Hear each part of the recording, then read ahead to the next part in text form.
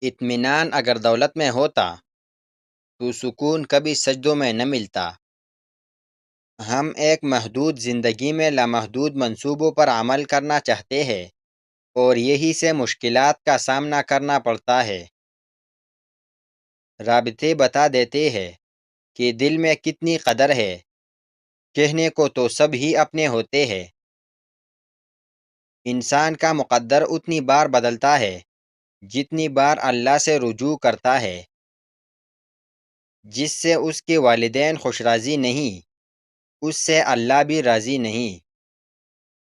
برا وقت ہمیشہ گزر جاتا ہے، چیزیں ٹھیک ہو جاتی ہے، بس انسان کا ضرب آزمانا ہوتا ہے اللہ نے۔ زہریلے سانپ کو مارنا لیکن اس کے بچے کی حفاظت کرنا داناؤں کا کام نہیں۔ اگر بے سکونی بڑھ جائے تو عبادت کا وقت بڑھا دو اور اللہ سے بات کرو اور اپنے دکھوں کا مداوع اسی سے کرو، بے شک وہی رحیم و کریم ہے۔ اللہ تعالیٰ فرماتے ہیں، میرے ذکر کے لیے وقت نکالو، میں تمہارے کام میں برکت عطا کروں گا، ورنہ دنیاوی کاموں کی کثرت تم پر اس قدر مسلط کروں گا کہ تمہیں فرصت ہی نہ ہوگی اور سکون سے محروم رہو گے۔ دنیا کا سب سے مشکل کام اپنی اصلاح کرنا اور سب سے آسان کام دوسروں پر تنقید کرنا ہے۔ زندگی کا کوئی مقصد بنا لو، پھر ساری طاقت اس کے حصول پر لگا دو، تم ضرور کامیاب ہو جاؤ گے۔ یہ دنیا مکافات عمل کا نام ہے۔ آج کسی کے راہ میں تم پتھر رکھو گے تو آنے والا وقت تمہاری راہ میں پہاڑ بن جائے گا۔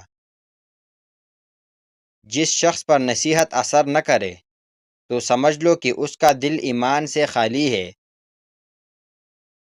وہ شخص نہایت بدبخت ہے کہ جو خود تو مر جائے لیکن اس کا گناہ نہ مرے۔ اگر آپ دنیا میں کامیاب ہونا چاہتے ہیں تو پہلے ناکامی کا استقبال کرنے کا حوصلہ پیدا کرے۔ جسے تم بہت زیادہ پیار کرتے ہو اسے کبھی زندگی میں آزمانا مت، کیونکہ اگر وہ گناہ گار بھی نکلا تو دل تمہارا ہی ٹوٹے گا۔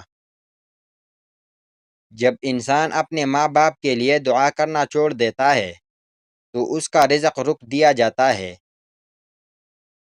اس شخص پر بھروسہ کرو جو مشکل وقت میں تمہارے کام آیا ہو۔